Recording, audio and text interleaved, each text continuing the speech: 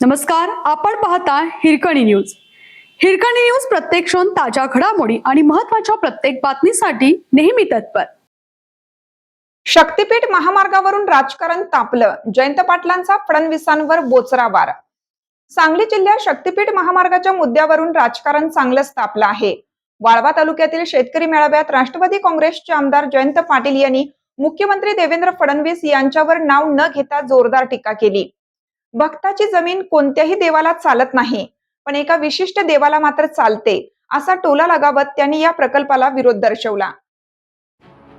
शक्तीपीठ महामार्गामुळे वाळवा तालुक्यातील सुपीक बागायती जमिनींचं मोठं नुकसान होणार असल्याचा आरोप शेतकऱ्यांकडून करण्यात येत आहे.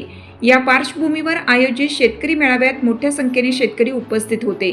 यावेळी बोलताना जयंत पाटील यांनी सरकारवर टीका करत म्हटलं की हा प्रकल्प शेतकऱ्यांवर लादला जात आहे. त्यांनी देवेंद्र फडणवीस यांना जुना रस्ता पाहण्याचा किंवा पर्यायी मार्ग शोधण्याचा सल्ला देत हा प्रकल्प रद्द करण्याची मागणी केली. दरवर्षी कृष्णा आणि वारणेच्या महापुराचा सामना करणाऱ्या वाळवा तालुक्यासाठी हा महामार्ग मानवनिर्मित संकट ठरेल असा इशाराही त्यांनी दिला. तसेच क्रांतिसिंह नाना पाटलांच्या वारशाची आठवण करून देत अन्यायाविरुद्ध लढण्याची परंपरा या भागात असल्याचं सांगत शेतकऱ्यांनी एकजूट होण्याचं आवाहन करण्यात आलं. शक्तीपीठ महामार्गाचा मुद्दा आता केवळ विकासाचा नसून शेतकऱ्यांच्या अस्तित्वाचा बनत चालला आहे. यावर सरकार काय निर्णय घेणार याकडे सर्वांचं लक्ष लागलं आहे. आपल्या हिरकणी न्यूज चॅनलला लाईक करा, शेअर करा आणि सबस्क्राईब करायला विसरू नका. आणि रहा अपडेट.